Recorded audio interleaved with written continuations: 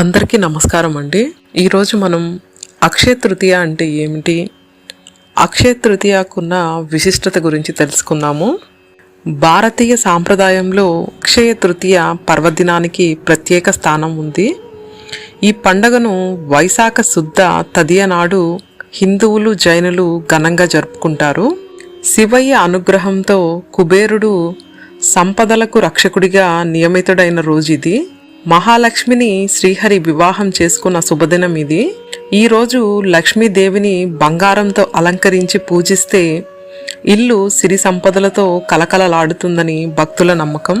అంతేకాకుండా ఈరోజు చేసే యజ్ఞ యాగాది క్రతువులు, పూజలు, జపాలు దివ్యమైన ఫలాన్నిస్తాయని నమ్మకం. ఈ విషయాన్ని పార్వతీదేవికి స్వయంగా శివుడు చెప్పినట్లుగా మత్స్య పురాణంలో ఉంది. ఈ రోజున దాన ధర్మాలు చేస్తే అద్భుతమైన ఫలం సిద్ధిస్తుందని నారద పురాణం చెప్తుంది. అక్షయ తృతీయ వైశాఖ శుద్ధ తదియ రోజున కృతయుగం ప్రారంభమైందని పురాణాలు చెబుతున్నాయి. ధర్మం 4 పాదాల మీద నడిచిన కాలం అది.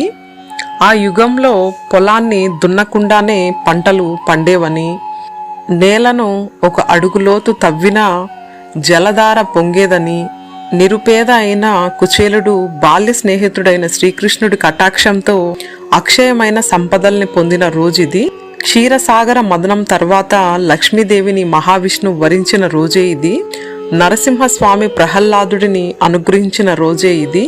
కాబట్టే అక్షయ తృతీయ నాడు రాహుకాలాలు, వర్జ్యాలు వర్తించవు. ప్రతి నిమిషము శుభముహూర్తమే. ఏ కార్యం చేపట్టినా శుభప్రదమే. అక్షరాభ్యాసాలు అక్షయ తృతీయ రోజునే ప్రారంభిస్తారు. ఈరోజు ఏ వ్రతం చేసినా, ఏ పూజ చేసినా, ఏ హోమం నిర్వహించినా ఫలం అక్షయం అవుతుందని గట్టి విశ్వాసం.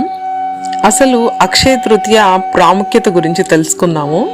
అక్షయ తృతీయ నాడే పరశురాముని జన్మదినం. పవిత్ర గంగా నది భూమిని తాకిన పర్వదినం. కృతయుగం మొదలైన దినం. శ్రీకృష్ణుడు తన బాల్యమిత్రుడైన కుచేలుణ్ణి కలుసుకున్న దినం. వ్యాస మహర్షి మహాభారతమును వినాయకుని సహాయంతో రాయడం మొదలుపెట్టిన దినం.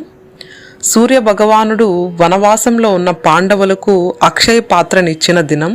శివుని ప్రార్థించి కుబేరుడు శ్రీ మహాలక్ష్మితో సమస్త సంపదలకు సంరక్షణిగా నియమించబడిన దినం. ఆదిశంకరులు కనకదార స్తవంను చెప్పిన దినం. అన్నపూర్ణాదేవి తన అవతారాన్ని స్వీకరించిన దినం.